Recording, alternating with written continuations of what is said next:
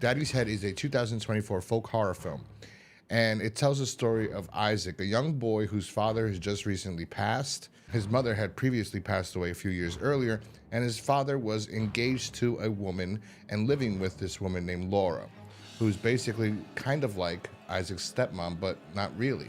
So, because the father died before they got married, and because she's not really his next of kin, there's a dilemma going on in this film. This movie's basically about Laura and Isaac's handling of the father's death, how they both handle it. And we see Laura becomes kind of an alcoholic, and Isaac can't accept that his father died because he actually never got to see his father's face. And he was just told by everybody that his father is dying, you have to say goodbye. And that's how the movie actually basically starts out, with him going to see his father, but he can't see his face, and says, you have to say goodbye to your father, he's dying. And he says, bye-bye, daddy. And that's it.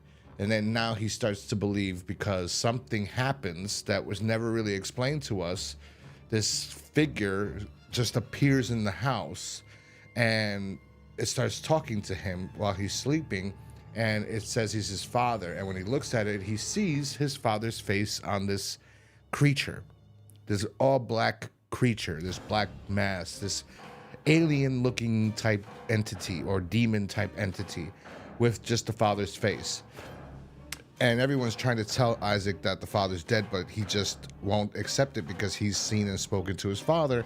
And at the same time, Laura is going crazy because this kid is not accepting that the father's dead, and she's going crazy in this house because although they have a lot of property, they're kind of isolated from the rest of the world.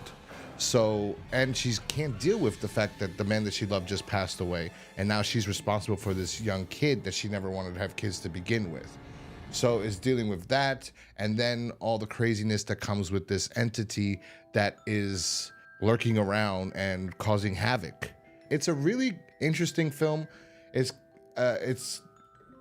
deals with trauma the most. It's just what it's basically dealing with, everybody's trauma in this movie. And it does a good job at that. It's a bit long. The woman that plays Laura, Julia Brown, the actress, she did a fantastic job in this movie. I feel like she carried it because I'm sympathizing with her and looking at the world, or this world, through her eyes, and I understand what she's going through. And she's really phenomenal. There's a lot of scenes in here where she's carrying all the really significant moments in this film. She carries it, and she was great. The kid that played Isaac, I hated him. I despised him. I found him annoying, but he was doing his job. He's supposed to be kind of awkward in the beginning of the movie because he never really bonded with Julia to begin with, so they have this strange relationship from the start. And even when they're watching old videos, you could see like he's kind of like a weirdo kid. The entity, James, the father, the creature, it looked like Alien, like the film Alien, right? Like a guy in a rubber suit kind of like hunching down with like weird hands whenever you could see him, because you barely could see him. But the CG, that's the negative. So like they just like, it's pretty horrible. It's like you just cut out the face or a piece of paper of somebody's face and just pasted it on top of it was terrible. That's another negative. And also it's kind of drawn out, but it works in a way because the movie's creepy and it could actually keep your attention. I don't know, the film works for me, I will say that. But because we're never really explained what this thing is, it's really strange, I know, because I said with Cuckoo, I wasn't really explained anything what that was, but I kind of liked it because it was a different type of film, and I did like it. And in this, I like the movie, but I don't like not knowing what the hell this thing is. I feel like it was an alien, or, I mean, but it doesn't, you don't know.